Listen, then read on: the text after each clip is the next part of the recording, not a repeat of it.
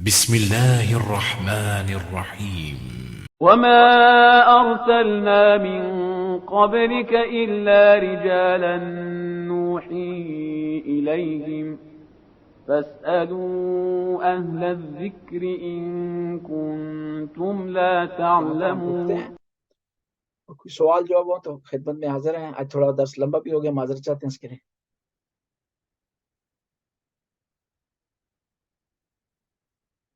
جی قاسم نے ہاتھ کھڑا کیا. السلام علیکم. سب سے پہلے تو آپ کا سب کا جو بانیان درس ہے ان کا شکریہ کہ انہوں نے یہ جو ہے کاوش کی ہوئی، اور ہر ہفتے ہمیں موقع ملتا ہے کہ قرآن مجید سے استفادہ کریں اور آپ کے علم سے استفادہ کریں. اور وہی بات ہے کہ اگر ایک خوشبو کی دکان سے تھوڑی زیادہ خوشبو مل جائے تو اس میں کیا برائی ہے؟ تھوڑی سی زیادہ ہے اور خوشبو ہو جائے گی الحمدللہ. تو سوال یہ کہ آپ نے عقائد بیان کیے تھے، تو کیا یہ مطلب کلی ہیں کہ مطلب یہ، ویسے تو ہمارے عقائد اور بھی ہوں گے، قرآن مجید سے عقائد ہم اخذ کرتے ہیں، لیکن شیعہ ہونے کے لحاظ سے یہ مطلب جو بنیادی عقائد ہیں یہ پورے ہیں اس حدیث میں؟ اور یہ حدیث آپ نے جو تفصیلی بیان کی اس کو ذرا آپ ہم سب سے شیئر بھی کر دیجیے گا. پہلا سوال. جی ضرور میں بھی آپ کو فارورڈ کر دوں گا. اور یہ بہت سی کتابوں میں آئی ہے حدیث، اور عقائد کے طور پر بیان کی جاتی ہے. یہ ہمارے مین عقائد ہیں، پھر ان کی آگے جزیات ہو سکتی ہیں اور اس کی اپلیکیشن بہت زیادہ ہو سکتی ہے، زمانے کے لحاظ سے بھی اور مکان کے اشخاص اور شخصیات کے حوالے سے بھی. جزاک اللہ.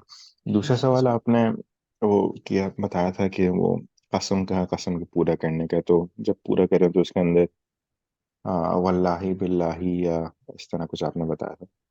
جی واللہ تو باللہ تین الفاظ کے ساتھ اگر قسم آپ کھائیں اور قسم اٹھائیں تو پھر وہ پوری کرنے ضروری ہے. اگر پوری نہیں کریں کفارہ دینا پڑے گا اس کا. عام طور پہ جہاں سے مطلب ہم لوگ پاکستانی ہیں، ہم تو کہتے ہیں خدا کی قسم کچھ بھی ہو جائے، اس طرح ہم لوگ واللہ باللہ تو نہیں کرتے، لیکن کیا مطلب تو ہمارا وہی ہوتا ہے، تو اس کا پھر کیا؟ وہ مستحب ہے، اگر اس کو بھی بجا لائیں، اس کو پوری کریں تو اچھا ہے. اگر لیکن وہ شرعی لحاظ سے وہ کیا الزامی نہیں ہے، وہ لازمی نہیں ہے. جی جزاک اللہ بہت شکریہ. جی ڈاکٹر صاحب نے ہاتھ کھڑا کیا ہے. جی السلام علیکم مولانا صاحب. میں نے پوچھنا تھا، یہ ہمارے یہاں جس طرح آپ نے قسم، اللہ کی قسم یا اس کے ذکر کرتے ہوئے کہ ماں کی قسم ہے، ہمارے جو لوگ کہہ دیتے ہیں شاید پاکستان میں انڈیا سے آیا ہوا ہے یا کس طرح، اور کچھ مومنین میں امام زمانہ کی قسم اٹھانے کا بھی ذکر کر دیتے ہیں، اس کا کیا ہے؟ اس کا وہ شرعی لحاظ سے لاگو نہیں ہے وہ، اور اس میں جو ہے وہ اگر وسیلے کی حد تک ہے تو کوئی عرض نہیں. اگر اس میں اگر آپ وہی ویلیو دے رہے ہیں قسم کا جو واللہ باللہ تعالیٰ کا ہے تو پھر شرک بھی لازم ہو سکتا ہے. لیکن ظاہر ہم وسیلے کا کرتے ہیں، جو اہل بیت یا ائمہ کا یا کسی بزرگ ہستی کا نام لیتے ہیں تو وسیلے کے عنوان سے لیتے ہیں. ٹھیک ہے. دوسرا مولانا صاحب، ہمارے عقیدے کے مطابق جو بدعت ہے اس کی ڈیفینیشن کیا ہوگی؟ کیا چیزیں ہیں جن کو بدعت کہا جا سکتا ہے؟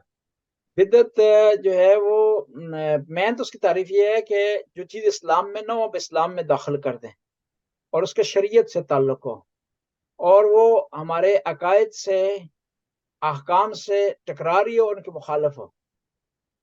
ورنہ جو ہے وہ ایک قانون ہے ہمارے پاس کہ ہر چیز آپ کے لیے جائز ہے یہاں تک کہ اس کے منع پر کوئی دلیل نہ ہو. اصالہ ہمارے پاس کیا ہے؟ وہ حلال ہونا ہے اور جائز ہونا ہے، مگر یہ جائز ہونے کے لیے دلیل کی ضرورت نہیں ہوتی، منع کے لیے دلیل کی ضرورت ہوتی. ہر چیز آپ کے لیے جائز ہے مگر اس کے منع پر کوئی دلیل ہو. مثال کے طور پر بدعت یہ ہوگی کہ پیغمبر نے ایک نماز سے منع کیا کہ آپ یہ نماز جماعت کے ساتھ نہیں پڑھ سکتے. اب کوئی آدمی آ کے اس کو کہتا ہے یہ واجب ہے یا مستحب ہے، تو یہ جو ہے بدعت ہو جائے گی. یا مثال کے طور پر صبح کی 2 رکعت فرض ہے، 2 مستحب ہے، ایک آدمی کہتا ہے 2 مستحب ہے، 4 مستحب ہے، تو یہ جو ایکسٹرا 2 ہے یہ بدعت ہو جائے گی. دین میں ایسی چیز کا شامل کرنا جو نہیں تھی اس کو بدعت کہلائے گی. مثلا اسی حوالے سے جو ہمارے فقہ کے نزدیک، فقہ جعفری کے نزدیک الصلاۃ خیر من النوم بدعت ہے، اسی طرح نماز تراویح بدعت ہے. حتیٰ خود حضرت عمر مسجد میں گئے تو دیکھا کہ تراویح میں لوگ کھڑے ہیں نماز پڑھ رہے ہیں, ان کے کہنے پہ عمل کر رہے ہیں, تو انہوں نے فوراً فرمایا کہ ہاذا نعم البدع, یہ بدعت ہے لیکن اچھی بدعت ہے. وہ جس طرح کہتے ہیں نا طالبان جو ہے کیا ہے, داعش والے دو قسم کے, اچھے داعش اور برے داعش, جی, یا کہیں اچھا شیطان اور برا شیطان, جی, یہ ہو نہیں سکتا. شیطان ہے ہی برا, وہ اچھا اس میں ہو نہیں سکتا, اس کی تقسیم آپ نہیں کر سکتے. یا ہم کہیں اچھا یزید اور برا یزید. بدعت جو ہے بدعت ہے, وہ اچھی اور بری نہیں ہو سکتی, اس میں خدا کے حکم کی خلاف ورزی ہے اور خدا اللہ تعالیٰ نے اس سے منع کیا ہے. اس زمانے میں کوئی چیز نہیں بناتا ہے, شریعت میں اضافہ کرتا ہے, بدعت ہو جائے گی. اور یہ بھی بدعت ہی ہے, یہ تشہد میں علی ولی اللہ کہنا بدعت ہے, جو کہ جائز نہیں. کیونکہ مولانا صاحب ایک تھوڑا سا اس میں تھا کہ آپ نے جس طرح بتایا کہ دین میں اضافہ کرنا, تو میں کچھ شاید لوگوں کا خیال ہے کہ ایک تو دین میں اضافہ کرنا ہے, ایک ہے کہ صرف عبادت جو ہے اللہ تعالیٰ کی اس میں اضافے کو بدعت کہتے ہیں, باقی چیزیں مطلب دین میں جو روزمرہ کی پریکٹس ہے, لیکن آپ مخصوص عبادت کے لیے کہ اگر عبادت میں کوئی اضافہ ہے جس طرح آپ نے یہ بتایا تشہد میں یا جی, دین جب عام طور پر کہا جاتا ہے اس سے مراد یہ عبادات ہوتی ہے, عبادات ہوتی ہیں اس سے مراد, اس سے دوسری چیز نہیں ہوتی. یہ دوسری چیزوں کو ہم یہ کھاتے پیتے ہیں, اس کو دین کیسا نہیں سمجھا جاتا. ہم کھا رہے ہیں پی رہے ہیں, یہ پیزا جو ہے بدعت ہو گیا جی, پہلے نہیں ہوتا تھا جی. یا جو ہے وہ کیا کہتے ہیں اس کا ادرک کا پراٹھا, پہلے نہیں ہوتا تھا, بدعت ہو گیا. یہ نہیں, یہ کھانے پینے کے معاملات ہیں, دین میں شامل نہیں ہیں. یہ آپ کی روزمرہ زندگی ہے اور اس میں کوئی نہیں ہے. ہاں, اس میں یہ آپ کہہ سکتے ہیں کہ ایک آدمی کہے کہ یہ سور کو گوشت بھی حرام ہے, کل سے گائے کا گوشت بھی حرام ہے, یہ بدعت ہو جائے گی. دین میں ایک نئی چیز شامل کر لی اپنی طرف سے. ٹھیک ہے. بس مولانا صاحب ایک آخری سوال اسی حوالے سے کہ ہمارے ہاں مطلب مجالس میں آنے کو بھی عبادت تصور کیا جاتا ہے, لیکن جو ہمارے مخالفین ہیں وہ اس کو بھی بدعت میں لے آتے ہیں کہ چونکہ یہ عبادت سمجھ کے کر رہے ہیں اور یہ اضافہ ہے اور یہ پہلے نہیں ہوا کرتا تھا, لہٰذا وہ اس کو بھی بدعت میں لے جاتے ہیں. ہمارا مجالس میں جانا اس کو عبادت سمجھنا. نہیں, ہم اس کی دلیل لیتے ہیں, بدعت نہیں ہے, کیونکہ امام حسین کی خود زندگی میں پیغمبر روئے ہیں, انہوں نے امام حسین کے لیے گریہ کی ہے, ان کے لیے جو ہے وہ اجتماع ہوا ہے, اکٹھے ہوئے ہیں اہل بیت, اور امام حسین کا تذکرہ کیا انہوں نے اور روئے ہیں. بدعت نہیں ہے اس حوالے سے. پھر یہ ہے کہ خود اہل سنت کی کتابوں میں ہے کہ خود اہل سنت کے یہاں بہت زیادہ معتبر شخصیت ہے خواتین میں, روایت کے حوالے سے, راویان کے حوالے سے, راویات کے حوالے سے, وہ ہیں حضرت عائشہ ام المومنین, حضرت عائشہ ہیں. تو حضرت عائشہ سے مشہور و معروف اتھنٹک روایت ہے کہ جب نبی کریم کی وفات ہوئی ہے, وصال ہوئے, تو انہوں نے اپنے چہرے کو پیٹا ہے. لہذا اگر بدعت ہوتی تو وہ تو سب سے بہتر جانتی ہیں, سب سے اچھی جو ہے وہ دین سے واقف ہیں, پیغمبر کے بہت زیادہ قریب رہی ہیں, بہت ساری روایات کی راوی ہیں, اور صحابیات میں انہیں فقیہ کا درجہ حاصل ہے. لہذا بدعت نہیں ہوئی. اگر فرض کریں بدعت بھی ہم شمار کرتے ہیں تو انہوں نے بدعت کی, اگر کر کہتے ہیں اگر ہو تو انہوں نے بدعت کی, ہم تو ان کو فالو کر رہے ہیں کہ نبی کریم حالانکہ صرف دنیا سے گئے ہیں, وہ ظلم اور زیادتی, وہ جو ہے وہ چڑھائی جو آل بیت علیہ السلام کی ذات مقدس سے متعلق ہوئی کربلا میں, وہ نبی کریم سے متعلق نہیں ہوئی. اور خود غم کرنا, رونا حضرت حمزہ کے جنازے پر, نبی کریم روئے ہیں اور آنسو ان کے گرے ہیں. اور جب مدینے میں واپس گئے ہیں تو مدینے کے جو شہداء کے گھر تھے ان میں رونا پیٹنا ہو رہا تھا, غم منایا جا رہا تھا. تو حضرت حمزہ کا کوئی نہیں تھا مدینے میں, تو پیغمبر نے اپنی خواتین کو کہا کہ جاؤ حمزہ کے گھر میں بیٹھ کر میرے چچا کے لیے تم ماتم کرو اور ان کے لیے عزاداری کرو.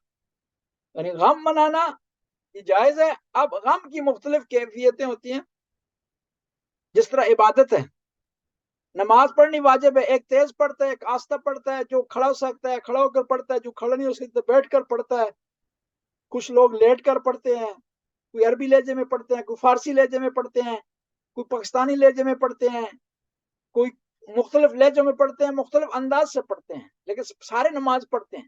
अब एक गम मनाना ये जरूरी है, पैगंबर की सीरत से साबित है, और उस गम को हर आदमी अपने अंदाज में मनाता है, अपने कल्चर के मुताबिक मनाता है। जिस तरह हिजाब है, देखे ना, हिजाब है, हिजाब वाजिब है। अब वो अरबों का हिजाब हो रहा है, जो लोग यूरोप में लेते हैं वो हिजाब कर रहे हैं और अंदाज से कर रहे हैं। ईरानियों का अपना एक स्टाइल है, हमारे अल्लाह आपके भला करे पठानों का एक अपना सिस्टम है, बुरखे वाला जो कैंप पे चलता फिरता, वो अपना उनका अंदाज है, लेकिन सारे हिजाब कर रहे हैं। ये गम मनाना जरूरी है। अब उसका अंदाज जो है वो कोई सीने पे हाथ मारता है, कोई सर पे हाथ मारता है, कोई आस्था मारता है, कोई तेज मारता है। सबकी नीयत ये है कि वो हम गम मना रहे हैं, पैगंबर की सीरत पर अमल करते हुए इमाम हुसैन का गम मना। शुक्रिया मौलाना साहब। जी किबला, बस एक मुख्तसर नगर आप बता दीजिए। एक तो ये कि जो बिदत का था वो अली भाई ने सवाल करने, मेरे ज़हन में भी यही था कि इसका थोड़ा सा वजाहत फरमा लें। दूसरा ये कि इसी से थोड़ा सा सिलसिले में सवाल है कि जब आप अजान भी जो है उसमें भी थोड़ा थोड़ा सा फर्क आता है, जिस तरह इमामुल मुत्तकीन व अमीर मोमिनीन व इमामुल मुत्तकीन अली वलीउल्लाह, थोड़ा थोड़ा सा फर्क है। इसी तरह नमाज में भी, कनूत में भी, जिस तरह दुआ इमाम ज़माना भी पढ़ सकते हैं आप, और भी दुआ पढ़ सकते हैं। तो काफी सारी चीजें जो हम लोग ज़ाहिर है जब हम बचपन से सुनते हैं वो थोड़ी सी हमने फर्क देखी है। तो इसका थोड़ा सा मतलब, जिस तरह मैं आपकी जब बात हो रही थी तो मैं शिया नमाज अजान का जो है मैं वो देख रहा था, उसमें भी जाहिर है कि जो नेट पे मिलती है वो भी एक थोड़ी सी मतलब है फर्क है। तो एक तो अगर आप कीजिए कि एक अजान जो है वो आप शेयर कर दें, जो हमारी है मतलब एक शिया अजान जो ग्रुप में, वो आसानी हो जाएगी, हम सबके लिए हो जाएगा। और दूसरा इस किस्म की जो थोड़ी थोड़ी सी चेंजेस हैं, जिस तरह एक बना अमीरुल मोमिनीन व इमामुल मुत्तकीन कहते हैं पूरे, फिर एक अली वलीउल्लाह कहते हैं, स्लाइड सा फर्क है, इसको कैसे आप जी जी, अजान जो मुस्ताहब अमल है ना, उसमें आप माने की चेंजिंग ना हो, थोड़ा बहुत इजाफा कर सकते हैं, कोई हर्ज नहीं। लेकिन मेरा ये अकीदा है कि हमें आजान में अशहदु अन्ना अलीय्यन वलीउल्लाह कहना चाहिए, इससे आगे नहीं कहना चाहिए। क्यों कि हम दुश्मन को मौका दे रहे हैं और आजान का बैलेंस खराब कर रहे हैं। अगर आपने मौला अमीरुल मोमिनीन के नाम के साथ खलीफत बिला फासिल कहना है तो फिर खातमुल अंबिया भी कहें, अशहदु अन्ना मुहम्मद रसूलुल्लाह व खातमुन नबिय्यीन व सय्यदुल मुरसलीन व जद्दुल हसन वल हुसैन। ठीक है, वो अपना जो है वो आगे और लंबा करें उसको, वहीं सारा दिन ही गुजर जाएगा वहीं। ठीक है, नमाज साइड पे हो जाएगी। बैलेंस है जो अजान का, उसको रहने दें और दुश्मन को मौका न दें, अलीयन वलीउल्लाह के। और सारे जो है मुजतहिदीन, मासो एक दो मुजतहिद हैं जो मलंगों के मुजतहिद हैं, उनके अलावा सारे ये कहते हैं कि ये अलीयन वलीउल्लाह अजान का हिस्सा नहीं है, जुज नहीं है। वो एक दफा एक मौलाना साहब किसी इलाके में चले गए तो मलंगों ने घेर लिया उन्हें, उनसे कहलवाना चाहते थे कि भाई आप कहें कि ये अजान का हिस्सा है अली। वो मौलाना साहब ने तकिए करते हुए कहा कि नहीं, अली जुज ईमान है। एक मलंग खड़ा हो गया, उसने कहा मौलाना साहब जुज कहाँ, अली तो कुल है। मौलाना साहब को और लेने के देने पड़ गए, यानी एक नया जो है वो मामला उनके लिए खुल गया। ये सारे मुजतहिदीन का मुत्तफिका तौर पर जो है फतवा है कि अलीन वलीउल्लाह अजान का जो है वो ऐसा नहीं है, मुस्ताहब है पढ़ना उसको। और हमने जहां जहां हुक्म दिए शरीयत ने वहां मौला का नाम लेना है, जहां हुक्म नहीं दिया, कुनूत में आप कह सकते हैं, सजदे में आप कह सकते हैं, लेकिन तशहुद में हुक्म नहीं है। उसकी जगह सलवात जो है वाजिब है तशहुद में। हम अपनी तरफ से कोई एक्स्ट्रा नहीं कर सकते। और हमारे शिया मजहब में कियास नहीं है कि जब हम कियास कर लें, जब रुकू में हम कह सकते, जो कुनूत में हम कह सकते हैं, तो हम तशहुद में क्यों नहीं कह सकते? ये कियास नहीं कर सकते हम। वो तो इसी तरह हम कहें कि क़याम की हालत में सूरह फातिहा पढ़ते हैं, लिहाजा तशहुद में भी होनी चाहिए। नहीं, क़याम में है, तशहुद में सूरह फातिहा नहीं। तो लिहाजा इस हवाले से हमें जो है उलमा को जो फॉलो करना चाहिए, उन्हीं की जो है वो सीरत के मुताबिक चलना चाहिए, ताकि जो है मजहब में ज्यादा टुकड़े और ये तकसीम ना हो। और ये जो मामला है ना तशहुद में पढ़ने वाला, ये आज से 30 साल पहले नहीं था, ये कुछ अरसा हुआ है। ये जाकिरीन जो जिद में आ गए ना उलमा की, उलमा ने भी किया कि इनका ख्याल नहीं रखा, इनको दम दलासा नहीं दिया, अपने कंट्रोल में नहीं रखा, और ईरान से पढ़ कर आ गए हैं। तो उन्होंने आते ही जाकरों को कहना शुरू कर दिया कि ये अनपढ़ हैं, कुछ भी नहीं आता। वो भी मुकाबले में शुरू हो गए। तो एक दूसरे की जिद में ये चीज जो शुरू होगी, जो कि मजहब के लिए मुनासिब नहीं है। अभी सिंध और पंजाब के लोग दो हिस्सों में तकसीम हो गए पाकिस्तान में, आधे पढ़ते हैं, आधे नहीं पढ़ते। اور مولانا بھی جو مدرسوں کے پڑھے ہوئے نہیں پڑھتے، اور جو عام مولانا کو بن گئے ہیں خود ہی اپنے تعلیم حاصل کر کے اپنی جو لائبریری سے یوٹیوب سے تو وہ پڑھتے ہیں، اور مولانا مدرسوں کے بھی جہاں کے بیچارے پھنسے ہوئے ہیں، تنخواہ کا معاملہ ہے، اور مومنین اکثر وہ ہیں جو کہ پڑھنا چاہتے ہیں، وہ تنخواہ کی وجہ سے جو ہے وہ ڈرے ہوئے ہیں، اور وہ جو ہے وہ پڑھتے ہیں تشہد کا. لہٰذا یہ اس کے بارے میں دونوں پارٹیوں کو مل بیٹھ کر کوئی حل کرنا چاہیے اس کا.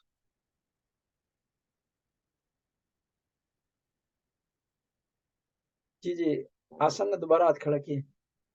جی اصل میں اذان کا سوال کیا تھا جواد بھائی نے ابھی، تو اسی طرح جیسے میں نے ابھی اذان دی تھی کل مسجد کے اندر، تو میں نے یا رسول اللہ یا رسول اللہ ہیلپ اللہ یا اللہ خیر العمل نہیں پڑھا تھا.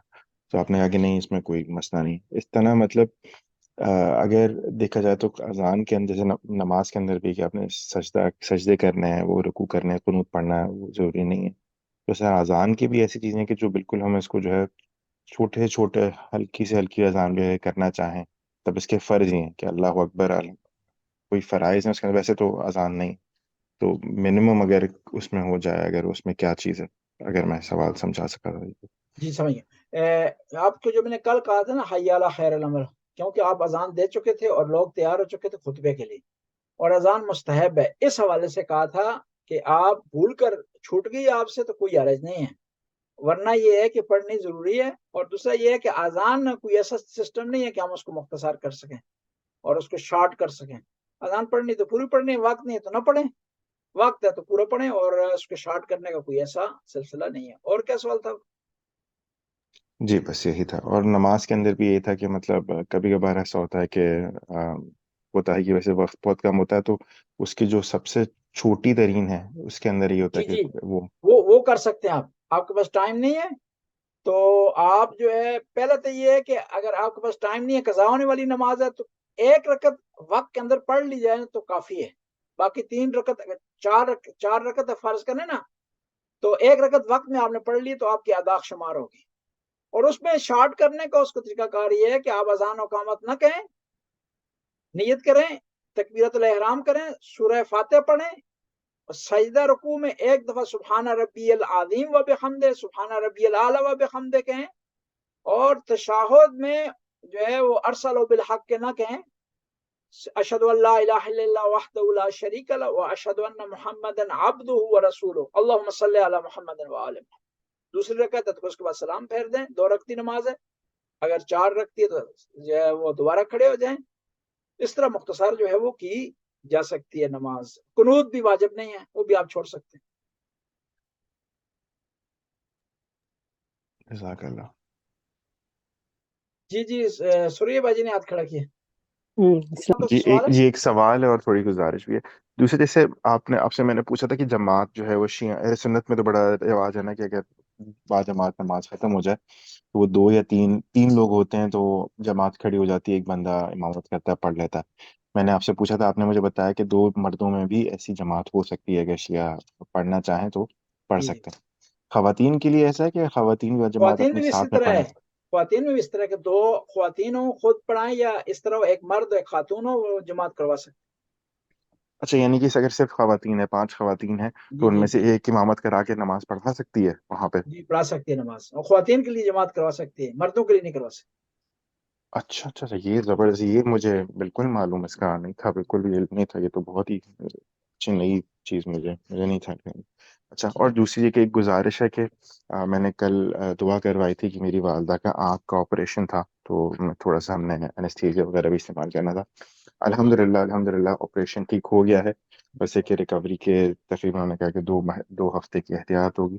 تو آپ سب سے گزارش ہے کہ اس میں دعا ضرور کر دے کہ ان کے لیے سب اچھا ہو جائے، تاکہ ان کی آنکھ جو مطلب بینائی ہے وہ بالکل اچھے سے بحال ہو جائے اور پہلے سے بہتر ہو جائے. تو یہ گزارش ہے. ضرور انشاءاللہ بھی دعا کرتے ہیں. اللہم صل 5 دفعہ اس آیت کی تلاوت کر سر. بسم اللہ الرحمن الرحیم. اما یجیب مضطر اذا دعا یکشف السوء، اما یجیب مضطر اذا دعا یکشف السوء، اما یجیب مضطر اذا دعا یکشف السوء، اما یجیب مضطر اذا دعا یکشف السوء، اما یجیب مضطر اذا دعا یکشف السوء. خدایا ان کی والدہ محترمہ کو صحت کاملہ وائلہ عطا فرما، طول عمر عطا فرما. یا اللہ ان کی بینائی کو پلٹا دے پہلے سے بہتر. خداوند تعالیٰ ان پر کرم فرما. یا اللہ حاضرین کی توفیقات میں اضافہ فرما، رزق میں وسعت عطا فرما، اولاد کو نیک اور صالح بنا، مرحومین کی مغفرت فرما، ان کے درجات کو بلند فرما، یا اللہ جو ہم نے باتیں کی ان پر عمل کرنے کی توفیق عطا فرما، یا اللہ ہمیں باقاعدہ درس میں شرکت کرنے کی توفیق عطا فرما، یا اللہ تو غفور رحیم، زمانے کے امام کے ظہور میں تعجیل فرما، ہمیں امام کے انصار میں سے قرار دے، اللہم صلی علی محمد و علی مرحومین کی ایک دعا ہے۔ ایک دو فاتحہ پڑھ دیں مرحومین کے لیے۔ بسم اللہ الرحمن الفاتحہ مع الاخلاص والصلوات۔ بسم اللہ الرحمن الرحیم، الحمد للہ رب العالمین الرحمن الرحیم مالک یوم الدین، ایاک نعبد و ایاک نستعین، اهدنا الصراط المستقیم صراط الذین انعمت علیہم غیر المغضوب علیہم ولا الضالین۔ بسم اللہ الرحمن الرحیم، قل هو اللہ احد اللہ الصمد لم یلد ولم یولد ولم یکن له کفوا احد۔ یا اللہ اس سورہ فاتحہ کا، اس سورہ اخلاص کا، اس درود کا ثواب حاضرین کے لواحقین مرحومین مرحومات کو بچا، ان کی قبر کو منور فرما، ان کے درجات کو بلند فرما، اللہم صلی علی محمد۔ آپ تمام مومنین مومنات کا بہت بہت شکریہ، اور خاص طور پر سوریہ بھائی جی نے جو یہ آج تذکر دیا اس پر انشاءاللہ عمل ہوگا، اور ہم ان کے شکر گزار ہیں کہ انہوں نے ایک توجہ دلوائی اس چیز کی طرف۔ اور قبلہ ایک چھوٹی سی گزارش تھی، جو آپ نے دعا اپنے ان پہ کی تھی جو 5 دفعہ کرتے ہیں صحت کے لیے، آپ اس میں لکھ دیجیے گروپ میں، جو لکھتے ہیں ضرور ضرور اور ساتھ ایک اذان جو ہے وہ بھی آپ پیش کریں۔ ضرور اذان لکھتے ہیں کہ تیسرا وہ حدیث جو عقائد سے متعلق ہے۔ جی بالکل بالکل، جزاک اللہ۔ جزاک اللہ۔ اللہ